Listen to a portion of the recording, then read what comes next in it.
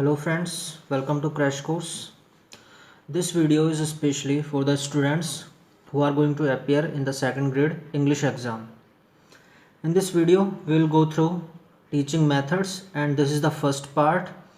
In this video, we will learn about the first teaching method, that is grammar translation method. So if you like my channel, please go and subscribe this so that you can get updates as soon as I upload a video on my channel. So let's begin. This video is going to be in Hindi language so that you can understand better. तो हम देखते हैं grammar translation method. सबसे पहले तो इस method के बारे में मैं आपको बता दूं कि जो भी लोग हिंदी मीडियम स्कूल में पढ़े हैं उनको इसी मेथड के द्वारा पढ़ाया गया है. सबसे बेसिक मेथड है और हम बचपन से इसी मेथड से हमको इंग्लिश पढ़ाई गई है स्कूल्स में. तो जैसे जैसे हम इस मेथड को पढ़ते जाएंगे आप इसको एसोसिएट करना अपनी रीडिंग से, जिस तरह आपको स्कूल में पढ़ाया गया है उससे, तो आपको ये लर्न करने में भी इजी रहेगा. तो ग्रामर ट्रांसलेशन मेथड, इसको ट्रेडिशनल मेथड भी कहते हैं, परंपरागत मेथड, क्योंकि कई सालों से यही सबसे ज़्यादा परंपरा में चल रहा है मेथड हिंदी मीडियम स्कूल्स में. क्लासिकल मेथड और ओल्डेस्ट मेथड, ये तीनों इस मेथड के नाम हैं. सबसे पहले हम इसकी क्वालिटीज़ देख लेते हैं. इस मेथड का introduction. Popular at primary stage, यह मेथड प्राथमिक स्तर पर बहुत ही पॉपुलर है. क्यों है पॉपुलर प्राइमरी स्टेज पर? क्योंकि छोटी स्टेज पर जो बच्चे होते हैं वो इंग्लिश में खुद की बातों को एक्सप्रेस नहीं कर पाते, तो उनको ये मेथड सूटेबल रहता है क्योंकि वो अपनी मदर टंग में अपनी बातों को एक्सप्रेस कर पाते हैं. इसमें वर्ड से सेंटेंस की तरफ जाते हैं. ट्रांसलेशन इन मदर टंग, इसका मतलब है सबसे पहले वर्ड, इसकी यूनिट वर्ड होती है. इस मेथड की जो बेसिक यूनिट है वो वर्ड है. वर्ड से हम सेंटेंस की तरफ जाते हैं, यानी सबसे पहले वर्ड का ट्रांसलेशन किया जाएगा. पूरे सेंटेंस में एक एक वर्ड का ट्रांसलेशन किया जाएगा और उसके बाद पूरे सेंटेंस की मीनिंग समझाई जाती है मदर टंग में. तीसरा पॉइंट है teaching with the help of mother tongue. इसमें मदर टंग के द्वारा टीचिंग कराई जाती है, जो कि हमारी हिंदी है मदर टंग, तो जो भी इंग्लिश पढ़ाई जाती है उसको हिंदी की सहायता से ही पढ़ाया जाता है.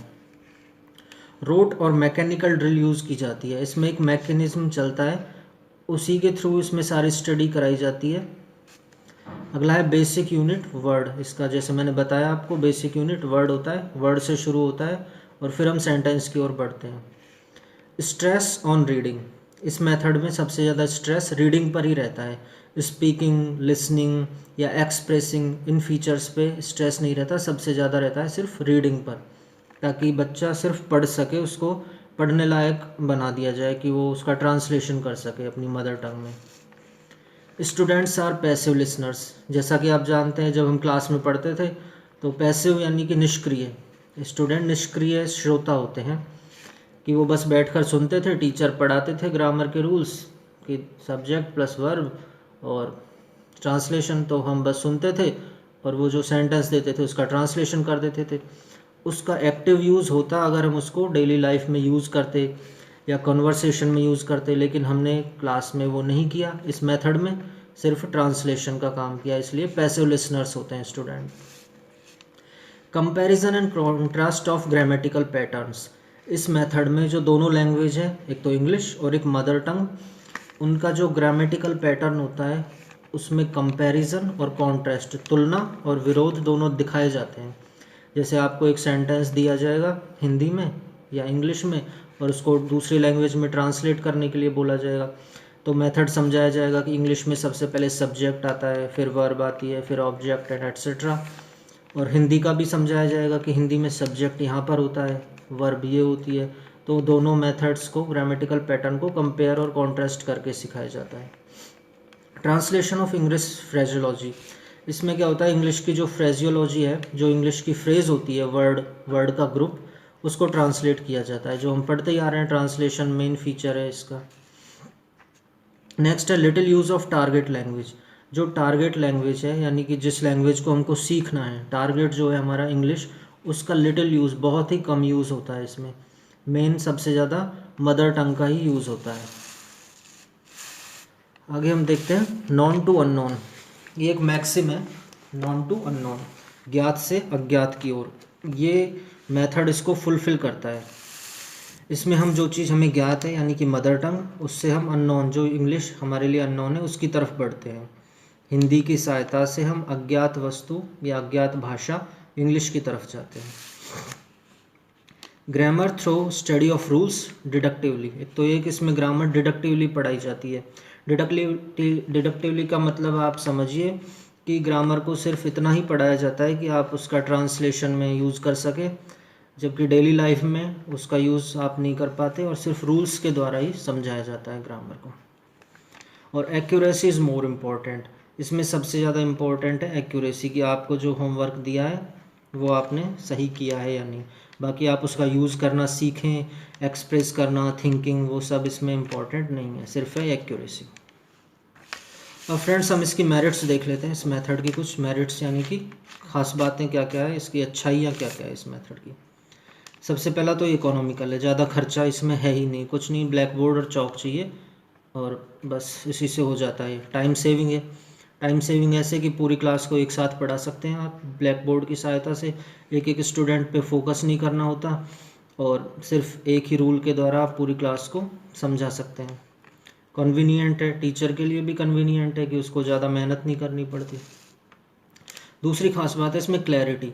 क्लैरिटी को हम ऐसे समझेंगे कि कोई इंग्लिश का वर्ड है और अगर हम उसको इंग्लिश में ही समझाएं तो हो सकता है स्टूडेंट ना समझ पाए, लेकिन जब हम उसको मदर टंग में समझाएंगे तो वो बिल्कुल क्लियर हो जाएगा। तो लाइक एक वर्ड लेते हैं जैसे काऊ है, अगर हम उसको इंग्लिश में समझाएं स्टूडेंट को कि cow is animal with white colour and 4 legs, तो हो सकता है कि वो समझ नहीं पाए, लेकिन उसको पता है गाय क्या होती है। अगर हमने सीधा बोला काऊ मीन्स गाय तो वो समझ जाएगा। तो ये क्लैरिटी होती है। Less chances of vagueness. Vagueness मतलब अपोजिट ऑफ क्लैरिटी, कि वैग्यूनेस के बहुत ही कम चांस होते हैं। वोकैब बिल्डर, इससे हमारी वोकेबलरी स्ट्रांग होती है स्टूडेंट्स की, उनको नए नए शब्द सिखाए जाते हैं तो वोकेबलरी बिल्ड होती है। एक है एप्रिसिएटिव थ्योरी। इस थ्योरी को आप याद ही कर लेना, इम्पॉर्टेंट है। इस थ्योरी का मतलब है learning is to connect old and new ideas. तो ये जो मेथड है ग्रामर ट्रांसलेशन मेथड, इस थ्योरी को फुलफ़िल करता है। मतलब learning is to connect old and new ideas, यानी कि जो हमारी पुरानी नॉलेज है यानी कि हिंदी और न्यू आइडियाज़ यानी कि इंग्लिश, इन दोनों को ये कनेक्ट करता है। तो ये इम्पॉर्टेंट है फ्रेंड्स, इसको ज़रूर याद रखना। अगला मेरिट है shortest way and for every situation. सबसे सरल तरीका है, छोटा तरीका है, एक साथ ही हम पूरी क्लास को सिखा सकते हैं और हर सिचुएशन के लिए है। किसी भी सिचुएशन में आप स्टूडेंट्स को इस मेथड से पढ़ा सकते हैं, समझा सकते हैं। Correct knowledge of use of English. इससे इंग्लिश की हम करेक्ट नॉलेज सीखते हैं, क्योंकि इसमें मेन फोकस ग्रामर पर रहता है, रूल्स पर रहता है, और उसके थ्रू हम उसका सही यूज़ करना सीख जाते हैं कि किस सिचुएशन में ग्रामर का कौन सा रूल लगा के हमें ट्रांसलेशन करना है। Improves memory power. इसमें मेन खेल मेमोरी का ही है, क्योंकि हमें सब कुछ मदर टंग में याद करना होता है, ट्रांसलेशन, वोकैब, सब कुछ, तो मेमोरी पावर को इम्प्रूव करता है। आर्ट ऑफ ट्रांसलेशन, यह है आर्ट ऑफ ट्रांसलेशन को भी इम्प्रूव करता है, क्योंकि इसमें मेन चीज़ ट्रांसलेशन ही है, basic. Disciplines minds and test comprehension better. एक तो ये माइंड को डिसिप्लिन करता है, ग्रामर का एक फीचर है कि वो माइंड को डिसिप्लिन करती है, क्योंकि हम सारा काम ग्रामर के अकॉर्डिंग करते हैं, तो ये डिसिप्लिन करती है। एंड टेस्ट्स कॉम्प्रहेंशन बेटर, इसका मतलब है कॉम्प्रहेंशन मतलब समझ कितनी आई हमको, किसी चीज़ को हम कितना समझे, उसे कॉम्प्रहेंशन बोलते हैं। तो ये समझ को कैसे टेस्ट करता है, जैसे कोई टॉपिक पढ़ाया टीचर ने, स्टूडेंट को समझ तो आ गया पर वो उसको इंग्लिश में एक्सप्लेन नहीं कर सकता, तो इस मेथड के ज़रिए वो हिंदी में पूछ के ये तो जान सकता है कि इसको समझ में आया है या नहीं आया। लाइक टीचर ने कोई क्वेश्चन पूछा, अब स्टूडेंट उसको इंग्लिश में नहीं बोल सकता, तो टीचर बोलेगा चल इंग्लिश में नहीं हिंदी में समझा दे तो हिंदी में वो बोल देगा, तो उससे टीचर को पता लग जाएगा कि इसको समझ तो आ गया। Differentiate structures of both languages. जैसा मैंने पहले ही बताया था, दोनों लैंग्वेज उसकी स्ट्रक्चर को अलग अलग करके कंपेयर और कॉन्ट्रास्ट से समझाते हैं। फॉर ओवर क्राउडेड क्लासेस, ज़्यादा भीड़ भरी क्लासेस में भी हम इस मेथड को यूज़ में ले सकते हैं। कितनी भी भीड़ हो, एक ब्लैक बोर्ड चाहिए और चौक चाहिए और उससे हम पूरी क्लास को समझा सकते हैं। अब इसके डिमेरिट्स देख लेते हैं कि इसके क्या क्या दोष हैं इस मेथड के। एक तो गेटिंग ऑब्सोलीट, ये मेथड धीरे धीरे अब लुप्त होता जा रहा है, कम यूज़ में आ रहा है, क्योंकि लोग इस मेथड को अननेचुरल मेथड भी मानते हैं और ज़्यादातर इंग्लिश मीडियम से स्कूल खुलती जा रही हैं अब, तो वहाँ पर इस मेथड का काम कम ही है। No focus on speaking, intonation, pronunciation, इस मेथड में स्पीकिंग पर, बोलने पर, उच्चारण, बोलना और स्वर शैली, इन पर बहुत ही कम फोकस रहता है। यूज़लेस वोकैब, इस मेथड में वोकैब जो सिखाई जाती है वो यूज़लेस होती है, क्योंकि सिर्फ उसको रटना सिखाते हैं, यूज़ करना नहीं सिखाते, तो वो यूज़लेस वोकैब रहती है। लूजेस करेक्ट इफ़ेक्ट, कई इंग्लिश के फ्रेजेस ऐसी होती हैं जिनको हम हिंदी में ट्रांसलेट नहीं कर सकते, पर इस मेथड में उनको करना पड़ता है। जैसे कई मुहावरे होते हैं इंग्लिश के जो इंग्लिश लोग यूज़ करते हैं, तो उनको जब हम ट्रांसलेट करेंगे तो वो उतना इफ़ेक्टिव एक्सप्लेन नहीं किया जा सकता। Can't explain and translate everything, हर चीज़ को आप इस मेथड की खराबी है कि आप हर चीज़ को एक्सप्लेन और ट्रांसलेट नहीं कर सकते। यानी कुछ वर्ड हैं जो तो आप ट्रांसलेट करके बता देंगे, लेकिन जैसा मैंने कहा इंग्लिश में कई शब्द आते हैं जो हिंदी में हम ट्रांसलेट नहीं कर सकते, तो उनको आप इसके थ्रू नहीं समझा सकते। रूइंस द ब्यूटी, ये इंग्लिश की ब्यूटी को ख़राब कर देती है। इंग्लिश जो लैंग्वेज है, सिस्टम है, उसका जो पैटर्न है, उसको जब आप हिंदी में करते हैं तो वो उतना ब्यूटीफुल नहीं रहता और वो ब्यूटी नष्ट हो जाती है। अननेचुरल मेथड, जैसा कि मैंने बताया कि किसी भी लैंग्वेज को सीखना है तो आप उसी लैंग्वेज को यूज़ कीजिए, दूसरी लैंग्वेज के थ्रू सीख रहे हैं तो वो अननेचुरल हो जाएगा। No bond between thought and expression, ये थॉट है कि हम जो सोचते हैं और जो एक्सप्रेस करते हैं उसके बीच कोई बॉन्ड नहीं रहता। एक्सप्रेस हम हिंदी में कर रहे हैं, सोच हम हो सकता है इंग्लिश में लें, पर वो दोनों के बीच बॉन्ड नहीं बैठ पाता। रिटार्ड्स थिंकिंग एंड एक्सप्रेसिंग, ये मेथड थिंकिंग और एक्सप्रेसिंग को भी रोकता है। हम हिंदी में ही सोचेंगे, हिंदी में ही बोलेंगे, बस पढ़ रहे हैं इंग्लिश में, ट्रांसलेशन इंग्लिश में हो रहा है, बाकी सब काम हिंदी में ही हो रहा है। Opposite to from whole to part, ये भी एक मैक्सिम है, फ्रॉम होल टू पार्ट, ये इसका अपोजिट है, क्योंकि होल होता है सेंटेंस और पार्ट है वर्ड। इसमें बेसिक यूनिट जबकि वर्ड है और होल सेंटेंस है, तो ये उसका अपोजिट है। Neglect silent model and rapid reading, इसमें इन तीनों रीडिंग्स को अवॉइड किया जाता है, क्योंकि सिर्फ टीचर ही काम करता है, स्टूडेंट्स पैसिव लिसनर होते हैं, तो वो इन तीनों में से कोई भी रीडिंग नहीं करते। थ्रो रूल्स नो यूज़, यानी कि इसमें सिर्फ रूल्स के थ्रू ग्रामर को सिखाया जाता है, उसका प्रैक्टिकल यूज़ हमारी डेली लाइफ में करना नहीं सिखाया जाता। डल है, अनइंटरेस्टिंग है, पैसिव लिसनर्स होते हैं, ओवर विद द एग्ज़ाम्स, और ये मेथड एग्ज़ाम्स के साथ ही ख़त्म हो जाता है। आपने एग्ज़ाम्स में अच्छे मार्क्स ले आए, उसके बाद इसका कोई यूज़ नहीं रहता, आप डेली लाइफ में इसको यूज़ नहीं कर सकते।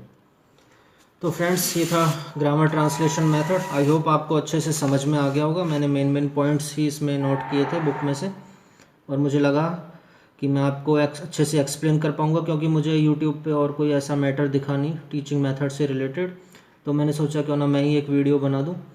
तो अगर आपको ये अच्छी लगी हो, अच्छे से समझ में आया हो, तो please like, subscribe and share. Thank you friends.